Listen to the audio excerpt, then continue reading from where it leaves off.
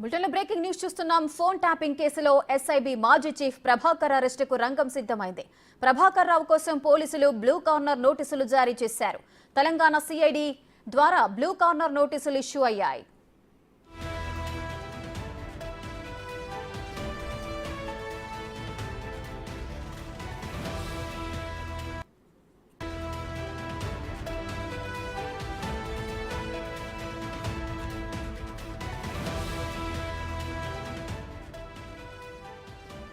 Breaking news చూస్తున్నాం. Phone tapping కేసులో SIB మాజీ చీఫ్ ప్రభాకర్ అరెస్టుకు రంగం సిద్ధమైనట్లు తెలుస్తోంది.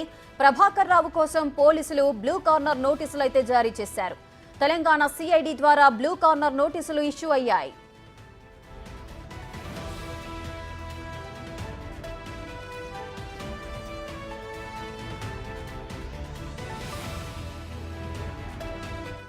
రెడ్డిక ఫోన్ ట్యాపింగ్ కేసులో కీలక వ్యక్తిగా ఉన్న ఎస్ఐబి మాజీ చీఫ్ ప్రభాకర్ అరెస్టుకైతే రంగం సిద్ధమైంది. ఆయన కోసం ఇంతకుముందు లుక్అవుట్ నోటీసులు కూడా జారీ అయ్యాయి. కానీ ఎక్కడున్నారు అనే విషయం తెలియరాలేదు. ఆ తర్వాత విదేశాల్లో తలదాచుకున్నారు అన్న కొన్ని వార్తలు కూడా వచ్చాయి. ఆ నేపథ్యంలోనే లుక్అవుట్ నోటీసులు కూడా జారీ చేశారు. అయినప్పటికీ కూడా ఆయన స్వదేశానికి ఎప్పుడు తిరిగి వస్తాను అన్న విషయం మాత్రం ఇంతవరకు వెల్లడించలేదు. ఆ తదుపరి కొంతమంది అధికారులకు కాల్ చేసి ఏదో ట్రీట్మెంట్ విషయంలో నేను ఫారిన్ లో ఉన్నాను, నేను త్వరలోనే ఇండియాకి తిరిగి వస్తాను అంటూ కూడా ఒకరిద్దరు అధికారులకైతే ఆయన ఫోన్ చేసి చెప్పిన సందర్భాలు నెలకొన్నాయి. ఇక ఇప్పుడు మాత్రం ప్రభాకర్ రావు అరెస్టు కోసం అయితే రంగం సిద్ధం చేశారు. తెలంగాణ సిఐడి ద్వారా బ్లూ కార్నర్ నోటీసులు అయితే ఇష్యూ అయ్యాయి.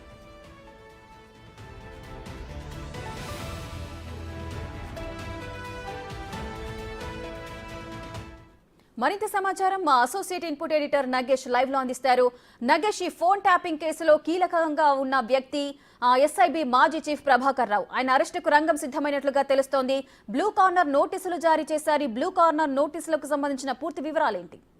ఖచ్చితంగా, ఎందుకంటే నాంపల్లి కోర్టులో మాజీ ఎస్ఐబి చీఫ్ ప్రభాకర్ రావు తను ఒక వాదన వినిపించారు.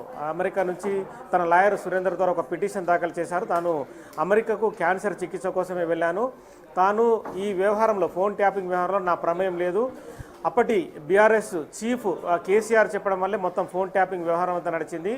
నన్ను కూడా వేధింపులకు గురి చేశాడు. నల్గొండ ఎస్పీగా ఉన్నప్పుడు కూడా రకరకాలుగా వేధింపులకు గురి చేసి తదుపరి లూప్ లైన్లకు తీసుకొచ్చారు. వివిధ పోస్టింగ్లో కూడా అన్యాయం జరిగిందని చెప్పారు. ఈ వాదనతో ఏకీభవించలేదు కోర్టు. ఎందుకంటే దీనిపైన బంజారాహిల్స్ పోలీసులు కూడా వివిధ రకాల వాదనలు వినిపించారు. ఎందుకంటే ఎస్ఐబి చీఫ్ మాజీ చీఫ్ ప్రభాకర్ రావు ఈ కేసులో కీలకంగా ఉన్నాడు. ఎందుకంటే మొత్తము ప్రభాకర్ రావు కనుసన్నల్లో రాధాకిషన్ రావు పనిచేశాడు. రాధాకిషన్ రావు పనిచేయడం వల్లే ప్రతి నేత కదలికను కూడా ఫోన్ ట్యాపింగ్ ద్వారా తెలుసుకున్నారు. అలాగే ఎలక్షన్లకు ముందు చాలా దారి దోపిడీలకు పాల్పడి కోట్ల రూపాయలు వీళ్ళు సమకూర్చారు. అంటే ఒక పార్టీకి సమకూర్చి ఆ పార్టీకి సహాయ సహకారాలు అందించారని చెప్పి కోర్టులో వాదనలు వినిపించిన తర్వాత బంజారాహిల్స్ పోలీసుల వైపే నాంపల్లి కోర్టు మొగ్గు చూపింది. నాన్ బెయిలబుల్ వారెంట్ ఇష్యూ చేస్తూ కోర్టు బంజారాహిల్స్ పోలీసులకు సహకారం అందించింది. ఇక తదుపరి ఇన్వెస్టిగేషన్ సంబంధించి బ్లూ కార్నర్ నోటీసుని తాజాగా తెలంగాణ సిఐడి పోలీసుల ద్వారా జారీ చేసిన పరిస్థితి.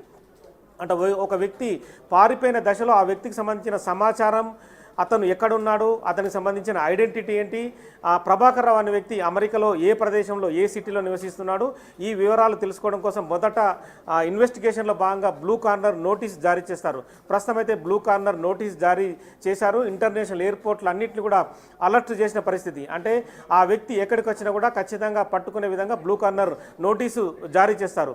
ఈ బ్లూ కార్నర్ నోటీసు నుంచి వచ్చే సమాధానం ఆధారంగా తదుపరి రెడ్ కార్నర్ నోటీసు జారీ అవుతుంది. రెడ్ కార్నర్ నోటీసు సిబిఐ లేదా ఎన్ఫోర్స్మెంట్ డైరెక్టరేట్ ద్వారా జారీ చేస్తారు.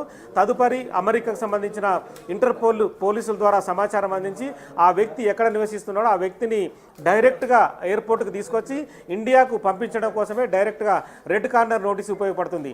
మొదటి దశగా బ్లూ కార్నర్ నోటీసు జారీ అయింది. ప్రభాకర్ రావు అరెస్టుకు రంగం సిద్ధమైనట్టుగా ఈ కేసులో మనం భావించవచ్చు. జూన్ 2 తర్వాత అమెరికా నుండి ఇండియాకు వస్తానని చెప్పి ప్రభాకర్ రావు చెప్పారు. కానీ పోలీసులు అతని వ్యవహారాన్ని ఏమాత్రం విశ్వసించడం లేదు. ఎందుకంటే ప్రభాకర్ రావు తాను క్యాన్సర్ చికిత్స కోసమే వెళ్ళాడనేది అబద్ధం. కేవలం ఫోన్ ట్యాపింగ్ వ్యవహారం బయటపడుతుందనే ప్రభుత్వం మారిపోతుందన్న దశలోనే ప్రభాకర్ రావు అలాగే ఒక ఛానల్ అధినేత శ్రవణ్ రావు కూడా అమెరికా పారిపోయారు. వాళ్ళు ఖచ్చితంగా ఫోన్ ట్యాపింగ్ వ్యవహారంలో హైదరాబాద్కు వస్తేనే కీలక విషయాలు బయటపడతాయి. వాళ్ళు ఏదైతే బయట దేశాల నుండి ఇజ్రాయెల్ నుండి ఎలక్ట్రానిక్ డివైసులు కోట్ల రూపాయలు పెట్టి తెప్పించారు. ఈ వ్యవహారం అంతా బయటాలంటే ఖచ్చితంగా ప్రభాకర్ రావు రావాలనే పోలీసులు భావిస్తున్నారు కనుక మొదటి దశలో బ్లూ కార్నర్ నోటీస్ జారీ అయింది. తదుపరి సిఐడి పోలీసులు సిబిఐని అలాగే ఎన్ఫోర్స్మెంట్ డైరెక్టరేట్కి సమాచారం ఇచ్చి రెడ్ కార్నర్ నోటీస్ జారీ చేసి అమెరికా నుంచి ఇండియాకు ప్రభాకర్ రావును తీసుకొచ్చే అవకాశం కనిపిస్తోంది. నగేష్, అయితే ప్రభాకర్ రావు ఖచ్చితంగా అమెరికాలోనే ఉన్నట్లుగా మనకు పకడ్బందీగా ఆధారాలున్నాయా? అదేవిధంగా ఇన్ని రోజులుగా కూడా అమెరికాలో తలదాచుకుంటున్న ప్రభాకర్ రావుకు ఎవరైనా కీలకమైన వ్యక్తులు అయితే సహకరించే అవకాశాలున్నాయి? ఆ కోణంలో పోలీసులు ఏదైనా దర్యాప్తు జరిపే అవకాశం ఉందా? ఎందుకంటే పోలీసులకు సమాచారం ఉండడం నేపథ్యంలోనే ప్రభాకర్ రావు ప్రతి కదలికను కూడా అమెరికాలో కూడా గమనిస్తున్నారు. ఎందుకంటే ప్రభాకర్ రావు హైదరాబాద్లో ఉన్న ఏ వ్యక్తులకు ఫోన్ మాట్లాడుతున్నాడు, ఎటువంటి సలహాలు తీసుకుంటున్నాడు, అతను ఈ కేసులో బయటపడడం కోసం రకరకాల ఎత్తులు వేస్తున్నాడు.